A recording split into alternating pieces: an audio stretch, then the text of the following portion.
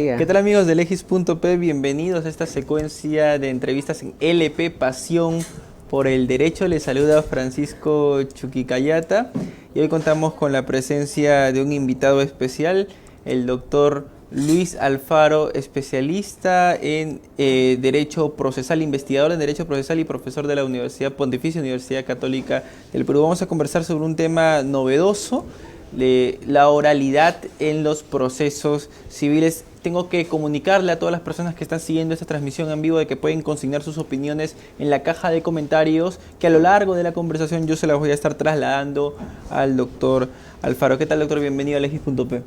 Encantadísimo de estar en LP y nada, a sus servicios. Siempre es un placer volver aquí después de un tiempo y les felicito por todo el trabajo que están haciendo en las diversas áreas que se están proyectando, y creo que el beneficiario final de la proyección que ustedes tengan es la comunidad jurídica, los justiciables, los abogados, en toda la información que ustedes brindan, ¿no? Así que nada, no nos queda que desde la academia apoyar en eso, y encantado y para servirles ahora.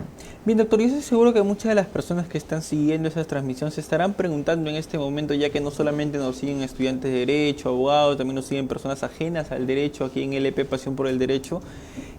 ¿Qué es la oralidad? Yo entiendo que hay una posición, hay un sector que contempla la oralidad meramente como la grabación o la publicidad de audiencias, pero la oralidad va mucho más allá de eso. ¿Podría usted explicarle a la comunidad que sigue esa transmisión aquí en LP Pasión por el Derecho cuál es el derrotero de la oralidad, cuál es la trascendencia, qué abarca la oralidad en su totalidad? Perfecto, mira, habría que ubicarse en el contexto en donde se quiera conceptuar a la oralidad, ¿no? Si, por ejemplo, uno revisa la literatura jurídica, sobre todo procesal, pero también en otros ámbitos, uno podría decir que la oralidad, e incluso se ha llegado a decir que es un principio procesal, ¿no? Que eso colisiona con muchas opiniones de otros. Por supuesto, entonces, no, de hecho, incluso en el plano normativo, y estoy solo ubicándome en el contexto jurídico, en el plano normativo legal hay algunos textos procesales que se comprometen incluso con esta denominación o intentan plantearlo como un valor fundamental del proceso. Pero si uno es escrupuloso en darse cuenta que realmente es la oralidad, no es otra cosa que una forma de comunicación que practicamos los seres humanos y que el derecho ha recepcionado en las legislaciones y en sus prácticas judiciales, así de simple. Entonces, entre otras formas de explicar la oralidad, creo que convendría ingresar al terreno, si se quiere, natural o normal, en donde se estudia la forma de comunicación oral o escrita o a través de los medios tecnológicos contemporáneos, ¿no? Entonces, si lo entendemos de esta manera, si exploramos, creo, desde la lingüística, pero desde también la filosofía del lenguaje, podríamos encontrar aspectos que esclarezcan cómo en el contexto judicial, procesal, se puede mejorar esto, ¿no?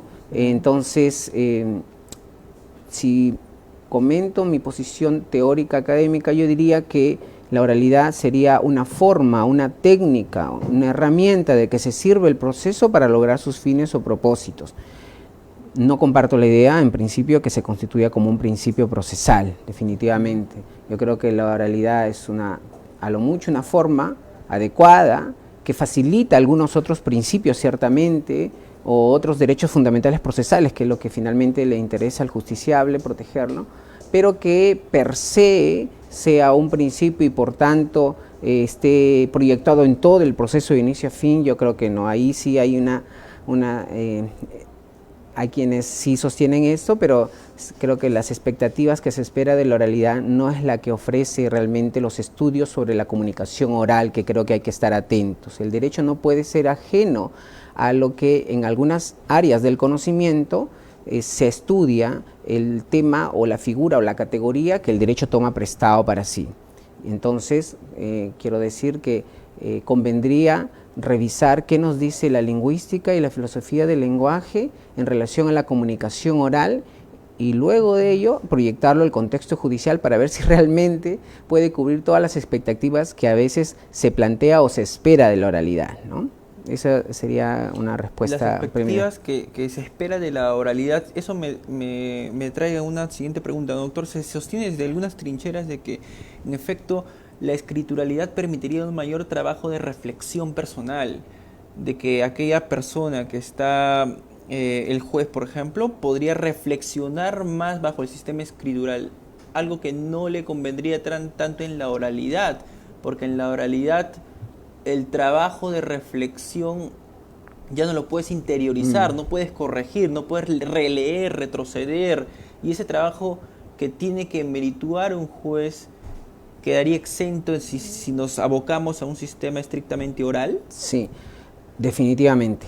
Yo creo que, otra vez, si miramos a la lingüística de lo que nos dice, ¿qué puede contribuir la comunicación oral, o mejor dicho, a qué aspectos está orientado o se orienta mejor la comunicación oral y la comunicación escrita? Claramente uno puede identificar de que la comunicación oral tiene sus ventajas, y una de ellas es que es más dinámica y fluida, pero algunos problemas que en gran medida no pueden lograr es aspectos como consolidación de información, mayor reflexión, por ejemplo, dado que la oralidad es verbal, por llamarlo así, indistintamente que se registre en audio o video, tiene este límite, ¿no? La oralidad, la comunicación oral tiene límite, como la comunicación escrita tiene esta ventaja de permitir a la persona que lo utiliza ser más reflexivo, más analítico, se tome el tiempo para poder escribir. Ahora, pero no estoy diciendo que la escritura también solo tiene varios beneficios, pero también tiene diversos problemas, ¿no? Si tenemos una apreciación crítica de estas dos formas, yo creo que podemos analizar y comprender adecuadamente en el contexto jurídico y utilizarlo hasta lo que pueda lograrse con tanto la oralidad y la escritura, ¿no? En el contexto procesal, si se quiere, claramente una obra que explica esto es la obra del profesor Mauro Capelletti, La oralidad y la prueba en el proceso civil. Mauro Capelletti hace un estudio comparado de diversos sistemas y llega a la conclusión de que tanto la oralidad como la escritura, considerando sus ventajas y desventajas que nos ya ha explicado la lingüística, es conveniente su uso de manera, si se quiere, estratégica, ¿no? Una etapa postulatoria inicial que está en todo tipo de proceso, convendría que sea más escrita, y una etapa de juzgamiento, de trial, juicio oral, audiencia de pruebas, como quiera llamarse, convendría que sea más bien mediante la forma oral. Entonces, yo creo que algo que sí ha cambiado y que creo que tiene como un valor agregado en relación a la oralidad es el uso de las nuevas tecnologías, que no había antes, ¿no? Entonces, la crítica a la oralidad por la que se cambió a la escritura es que precisamente no tenía esa virtud de permitir consolidar, retener, fijar la información. La escritura sí.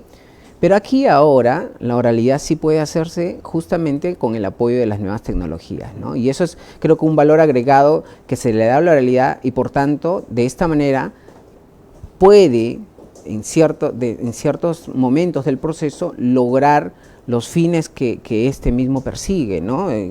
Mejorar el contradictorio, creo que incluso la misma inmediación, y algunos dicen incluso la concentración, pero hay algunos aspectos que no puede lograr la oralidad, o mejor dicho, que también se puede lograr con la escritura, pero hay otros que en efecto la oralidad permite un mayor performance, ¿no?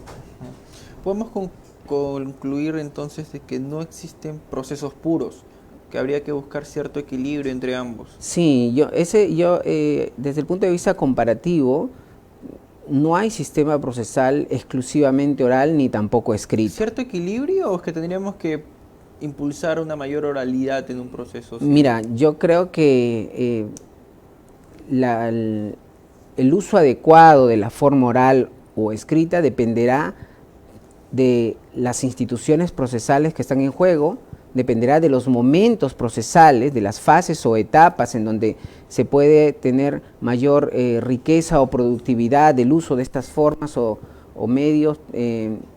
No hay digamos, una idea de que, porque también se dice, ¿no?, que lo contemporáneo o lo moderno es lo oral, ¿no?, y lo clásico, antiguo y problemático es la forma escrita. Esta también es una visión sesgada de lo que se entiende por oralidad y escritura en estricto, ¿no? Entonces, todos los modelos, solo por citar la Ley de Enjuiciamiento Civil española, el Código Procesal Civil francés, la Ordenanza Procesal Civil alemana, como el mismo Códice italiano, tienen un tratamiento en lo posible, si se quiere, moderado, mesurado en tanto al uso de oralidad y escritura, ¿no? Claramente, aunque se desearía y se esperaría que la oralidad resuelva todos los problemas del proceso, definitivamente tiene sus límites, ¿no? Como también lo tiene la escritura, ¿no? Y ahora, ¿esto demandaría una mayor capacitación de los estudiantes de Derecho, una mayor capacitación de los abogados, para poder expresarse mejor en audiencia? Porque si lo comparamos con la oralidad en el ámbito penal, ¿no?, en donde la efusividad de un abogado en la audiencia es lo que resalta y termina persuadiendo, si se quiere, mínimamente o máximamente al juez, ese formato también podría ser replicado en el proceso civil, lo que implicaría que el estudiante de Derecho en su formación académica también potencie esas propias habilidades de un litigante en audiencia. Sí, definitivamente. Yo creo que el paso hacia el uso crítico y reflexivo de la oralidad conllevaría a nuevos retos y desafíos en la formación jurídica del abogado, ¿no? Sin embargo, yo creo que siempre desde el punto de vista, otra vez crítico, las nuevas exigencias hacia los abogados en un contexto de un proceso oral debe ser entendida también de manera, si se quiere, mesurada. ¿A qué me quiero referir? De que a veces se piensa de que el uso de la oralidad conllevaría a que la práctica judicial del abogado se circunscriba únicamente a una labor persuasiva del abogado hacia el juez, ¿no? Cosa que no lo descarto, obviamente, lo puede hacer el abogado, ¿no? Pero en estricto, el rol del abogado en un contexto de oralidad debe entenderse bien que no es otra cosa que intentar verbalmente demostrar o probar los hechos del caso, ¿sí? Entonces, más que una función persuasiva, diría, porque quizás esto se compara a los modelos de justicia como norteamericano, pero también el inglés, en donde sí el abogado hace uso de todas las técnicas de comunicación verbal con el fin de persuadir al jurado.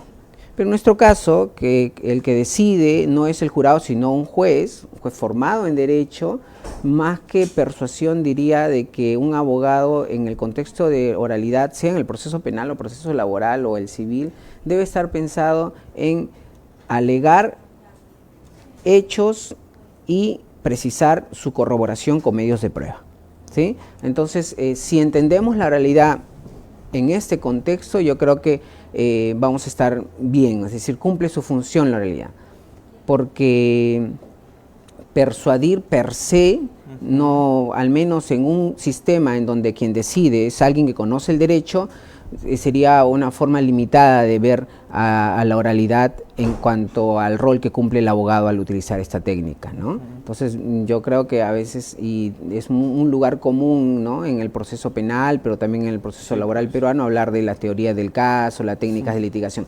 Yo, la verdad que tengo una visión también ahí, digamos, cuidadosa de utilizar estas técnicas, ¿no? Siempre que consideremos que cumplen una finalidad, o siempre que consideremos que ahí no inicia y termina todo el conocimiento del derecho procesal, perfecto. Pero a veces se tiene una visión sesgada de que ahí eso es lo más importante de conocer el derecho procesal, ¿no? Eso creo que no. Hay vida más allá de estas formas de técnicas de litigación, o en todo caso hay que repensarlas a nuestro sistema procesal, ¿no? Hay un comentario, Sí. doctor, de Luis Jesús Baldión Bedón. Nos comenta que desde el 2010 la oralidad es un elemento principal del desarrollo jurisdiccional laboral y el cual sí se vuelve un principio, señala, por cuanto el mismo puede modificar ciertas instituciones procesales civiles, como por ejemplo la variación de la demanda y las modificaciones de la pretensión hasta en segunda instancia, tal como se ha venido desarrollando en la octava Sala Laboral de Lima. Asimismo, la oralidad no rechaza la escrituralidad, dado que la misma escrituralidad se contrarresta con las expresiones orales, tanto así que el artículo 19, no entendemos lo que escribe, garantiza la admisión de conductas sobre actos documentales. Bueno, hay varias preguntas de ahí, ¿no? Sí, hay un comentario bastante extenso. Depende de qué entiendan por principio, ¿no? Si entendemos en el lenguaje, digamos, normal o de una forma intuitiva, asociándolo con algo importante, algo valioso, podríamos aceptar la idea de entenderla como un principio. Pero desde el punto de vista jurídico, en el cual estamos, y si se quiere jurídico filosófico más, hay bastante información o bastante cuidado de llamar a ciertas instituciones con el nombre de principio, ¿no?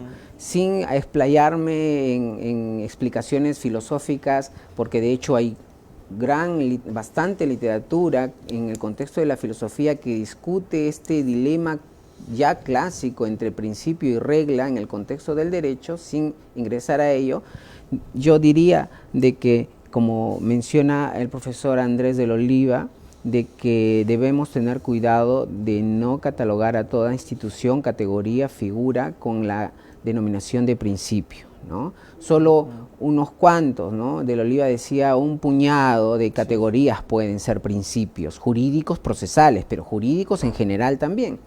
Entonces, ahora, podría explayarme más, diría que si es que queremos identificar en el contexto jurídico un principio, podríamos primero asumir qué sentido o qué concepto de principio jurídico y de qué autor, porque de hecho hay varios sentidos, ¿no? Si es de Alexi, Dworkin o del mismo Guastini, que entienden, incluso no le atribuyen significados parecidos. Entonces, ahora bien, que la oralidad tenga ventajas o que contribuya a aspectos ventajosos o que mejore algunos otros principios, yo creo que sí, pero no todos, no todos. Por ejemplo, se suele decir que la oralidad contribuye a la inmediación, ¿no? Esta idea de que el juez puede extraer conclusiones, me parece que también está en la pregunta. Miren, si algo está, el derecho procesal viene contribuyendo a su mejor explicación y uso adecuado, ¿no? de todo esta disciplina jurídica o de las legislaciones procesales, si se quiere, es que constantemente se vienen explorando otras áreas del conocimiento que puedan ayudar, ¿no? Lo que dije de respecto a la oralidad. Y si algo felizmente viene contribuyendo en la actualidad para analizar bien las declaraciones de los testigos, es la llamada psicología del testimonio.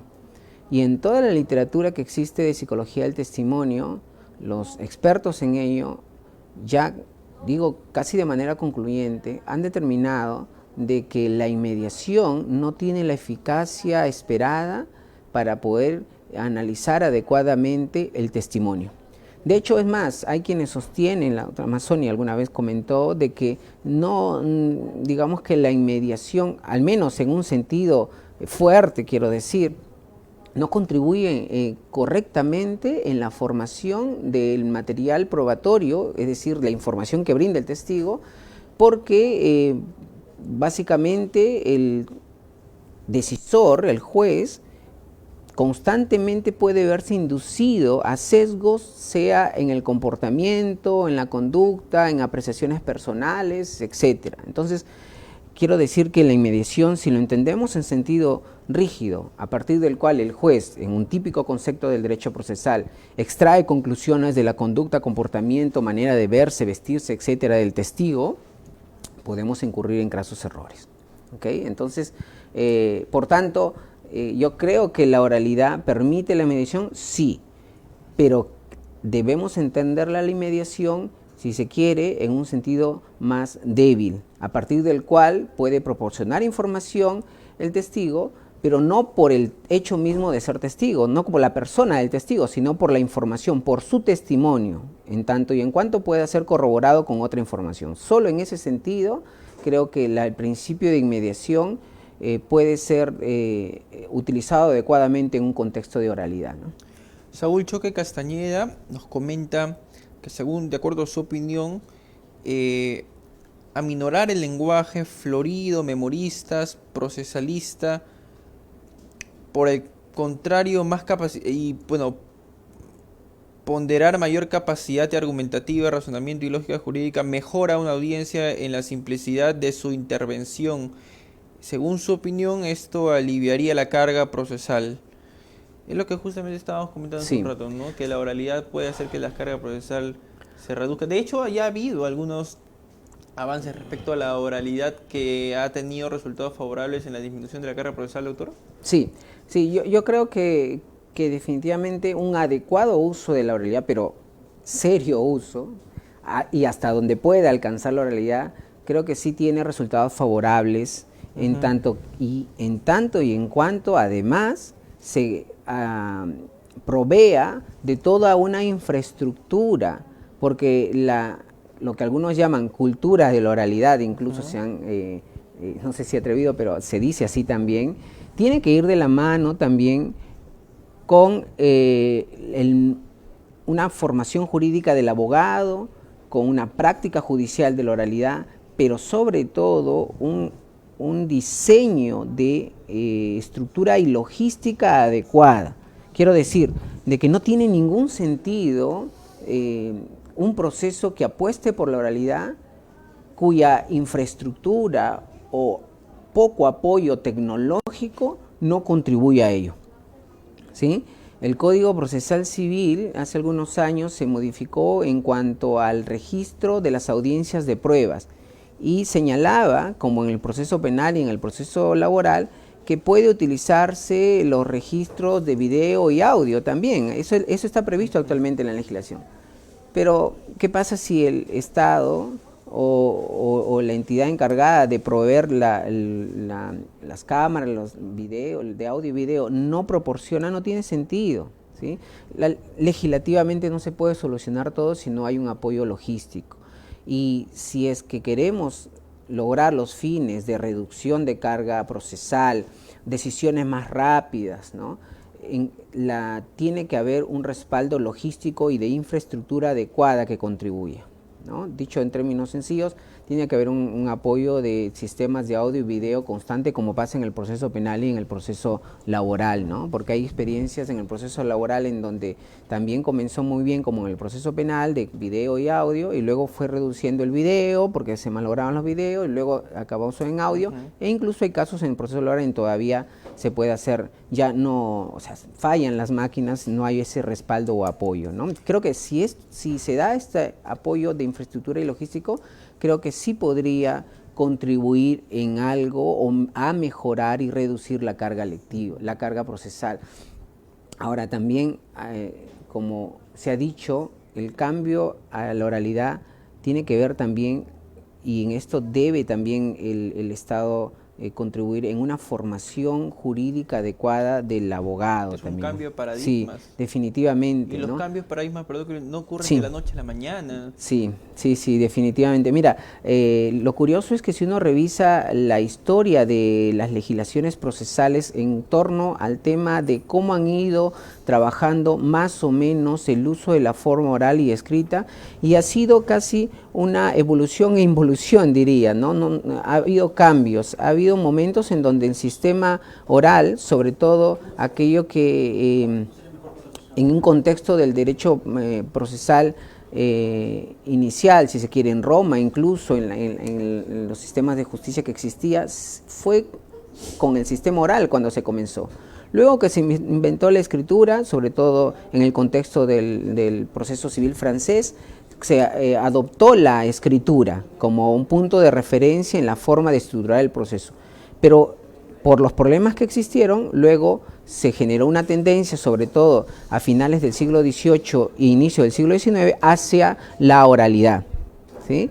Entonces, como te das cuenta, este uso del derecho o de los países o de los estados en relación a diseñar procesos más orales o escritos depende también de otros factores que contribuyan a generar los propósitos del proceso, y ahí creo que es fundamental. No podemos perder de vista que oralidad y escritura son medios para, no son fin en sí mismo, ¿no? Bien, hay una severa crítica que se le hace a la oralidad en el fuero penal, en el ámbito penal. Se sostiene lo siguiente: la proliferación de la oralidad está produciendo estudiantes o genera que los estudiantes de derecho se preocupen más por las formas que por el fondo, en cómo oralizo, mi performance en una audiencia, ¿no?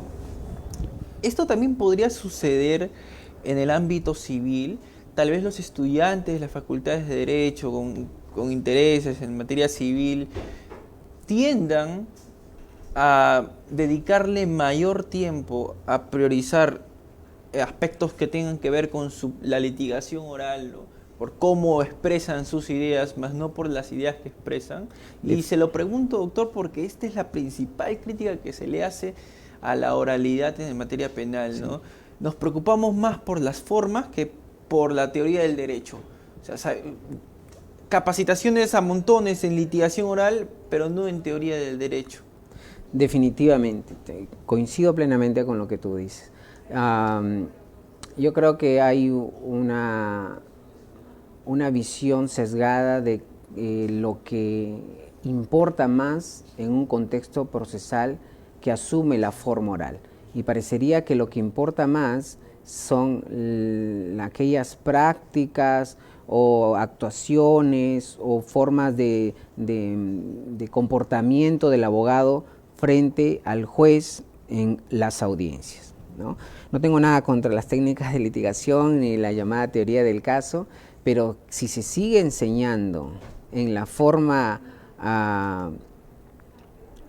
digamos, no en lo que exige nuestro sistema jurídico, definitivamente vamos a formar a abogados del hablar bonito, ¿no? De abogados pensando, sí, definitivamente, pero bueno, la retórica puede ser un instrumento adecuado, pero en tanto y en cuanto, ¿para qué utilizamos? O sea, ¿cuál es el propósito que lo utilizamos? Si es para demostrar los hechos, si es para conocer bien el derecho, yo creo que puede ser una técnica adecuada, pero pensar que en ello termina e inicia el conocimiento jurídico procesal, esto es un error muy grave, ¿no? Yo creo que el abogado que espera el contexto oral o los desafíos de la oralidad no debe ir por ese camino, ¿no? Y esto sí ciertamente, ¿no?, ha generado que los estudiantes estén más interesados en las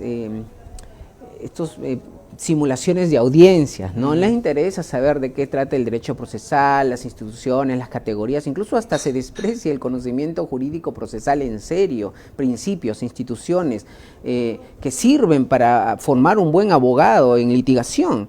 No, parecería que lo que importa más es las simulaciones de audiencias, ¿no? El proceso, todo proceso, no termina, o mejor dicho, no acaba o no se circunscribe únicamente a una audiencia. Hay una serie de actos procesales anteriores y posteriores. La audiencia, como cualquier sistema, es solo un momento, importante ciertamente, pero ahí no acaba todo, ¿no? Entonces hay que tener las cosas claras, ¿no?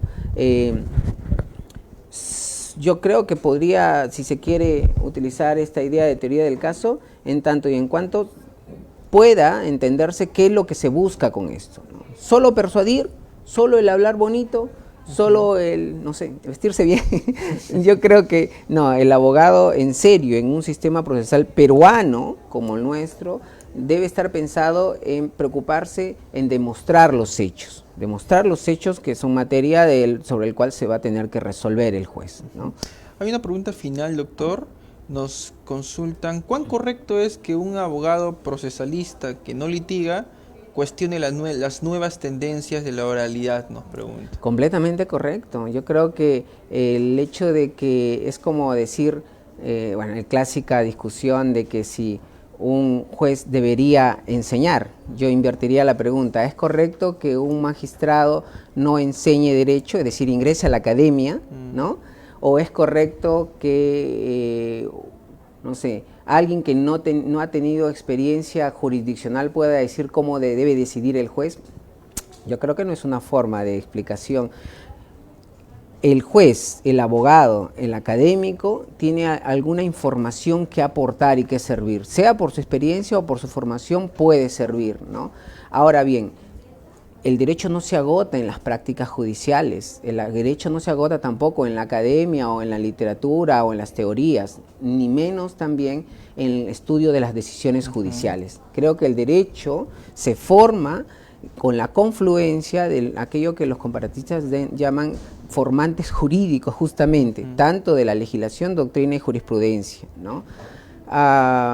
Sin perjuicio de ello, en mi caso particular he tenido la bendición de ser juez, ser fiscal y también he ejercido un tiempo, por tanto no es que diga que esto me legitime o me deslegitime, pero creo que no hay ningún pecado ni herejía el hecho de que un académico podría proponer las formas como pueden mejorarse, como que un juez podría decir desde su experiencia rica en la práctica diaria, contribuir a mejorar también el derecho. Yo creo que todos los participantes en el proceso tienen algo que aportar para mejorar, ¿no? Desde la experiencia jurisdiccional, desde la academia y desde también, si se quiere, desde la misma legislación incluso, ¿no? Entonces yo creo que esta idea de deslegitimar o legitimar la persona y no la información, el contenido, yo creo que no tiene ningún sentido, ¿no? Bien, doctor, en 30 segundos podría dirigirse a su cámara y resumir el tema que hemos estado conversando justamente a propósito de la oralidad en materia civil. Sí, yo diría de que al menos en el contexto civil, en donde todavía parecería que no ha sido recepcionado tanto normativamente como teóricamente, es importante tener una visión crítica de la oralidad, pero no crítica en el sentido de estar en contra de la oralidad, sino ser reflexivos y rigurosos en aquello que la oralidad puede cumplir, como puede hacerlo también la escritura, ¿sí? No esperemos que la oralidad pueda cubrir o solucionar todos los problemas del sistema de justicia, pero tampoco podríamos tener una posición, si se quiere, extremadamente conservadora en el sentido de que no apostemos por las posibilidades de mejora que pueda aportar la oralidad. Yo creo que si entendemos a esta forma técnica, si se quiere, de esta manera, podríamos utilizarla adecuadamente a fin de poder mejorar el sistema de justicia en el cual estamos, ¿no? Una aptitud crítica y reflexiva de aquello que puede proporcionar y no puede proporcionar la oralidad, utilizando en momentos adecuados, creo que es lo que debemos hacer ahora, ¿no? Tanto académicos, jueces y legisladores incluso, estar atentos a ellos, ¿no? Porque si la experiencia en el proceso penal y laboral viene demostrando es que a veces las expectativas son muy altas y que no necesariamente se pueda mejorar el sistema solo por el simple hecho de pasar a un sistema escrito, si se quiere, a un sistema exclusivamente oral. Bien, doctor, muchísimas gracias por su participación en esta secuencia de entrevistas en LP Pasión por el Derecho. Esperamos tenerlo en otra oportunidad, doctor, compartiendo sus ideas con todos los seguidores de LP. A su disposición, encantadísimo de estar y una vez más felicitaciones por todo el trabajo que vienen haciendo. Bien, a todas las personas que han seguido esa transmisión en vivo aquí en LP Pasión por el Derecho, no se olviden de compartir esta transmisión, compartir la entrevista, consignar sus comentarios en la caja que aparece en la parte inferior de sus monitores o al lado derecho, que a lo largo de la semana vamos a tener una serie de incentivos para todas las personas que interactúen con nosotros. Yo me despido de ustedes, hemos contado con la participación del profesor Luis Alfaro comentando acerca de este tema tan controvertido, la oralidad en los procesos civiles. Aquí en su programa Se Corre Traslado en LP Pasión por el Derecho, el portal jurídico más visitado de todo el Perú. Permiso.